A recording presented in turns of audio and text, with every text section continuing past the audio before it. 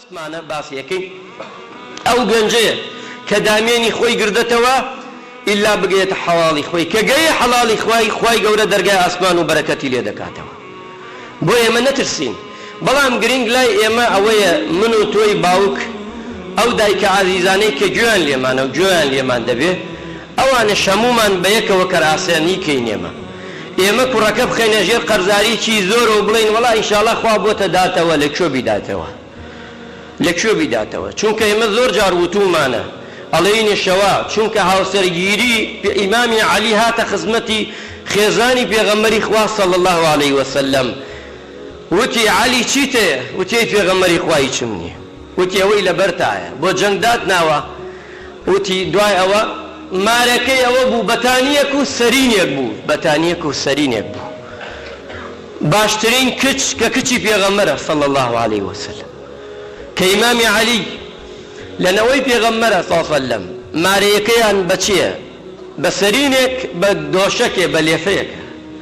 ئەی ئەمڕۆی ئێمە ئەبێ ئێمە لۆمەکان لادەین مسلمانن، ئێمە ناڵین واش بە یەکجا، بەڵام گرنگەوە ئێمە بارسووکیە سووکەین بۆ ئەم کوڕە ئەم لاوە ئاسانکاری کەن یەسیروا وەلا توعەسیروا. ئەها پێغەمبەری خوا فەرمێ ئاسانکار بن لە خێرا.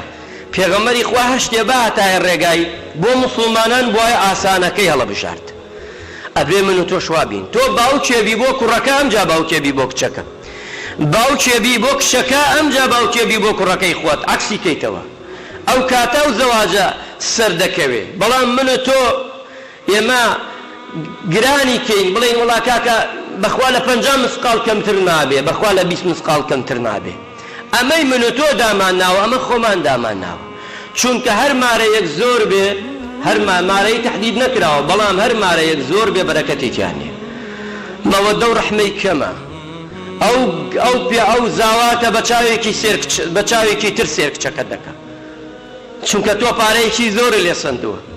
بەڵام ئەگەر کەم بێمانای ئەوە نییە کچەکە تۆ فرۆشتووە باو یان کچەکەت بە سووک داتەتاو، نا، خوا بەرەکەتی تێخا.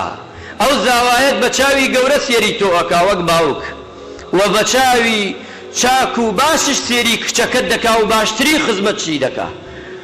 گەنجانەمە ئەزانن زۆر جار ئەبێتە کێشە لە ناویاندا. گەنجانی ئێمە زۆرینەی بۆ هاوسەرگیری ناکا، ئەمە دەردێکی کوشندەیە، ئەبێ ئێمە دەست بخەینە سەری بۆ. ئەبێ ئێمە ئەوانەی بربەستن لە بەردەمی ئەم گەنجانەدا. من لە وتارەکەی هەفتەی ڕابردووەوە هەتا ئەمڕۆ ئەم بابەتەم نەبوو، بەڵام ئەم شەو من لەوەی سەعاتێک خەڵک نامەی ناردووە بۆی بابەتەکان زیاتر لەم بابەتانە من باسکەم، بە تایبەتی لە گەنجانی کوڕان، بە تایبەتی لە گەنجانی کچان، چونکە حەزیان بەم بابەتە هەیە، ئەم بابەتانەیان پێخۆشە بۆ ئەوەی هەمومان بە یەکەوە بتوانین هاوسەرگیری بۆ کچەکانمان بۆ کوڕەکان ئەنجام بدەین. زۆر جاری ئەمە بووینێتە بربەستێک بۆ کوڕان و کچانی خۆمان، بەڵام سێرەکەی زۆر جارش ئەوە نابینین. ئەمە یەکێ لەو حەقانەیە مسلمانان بڕوات هەبێت.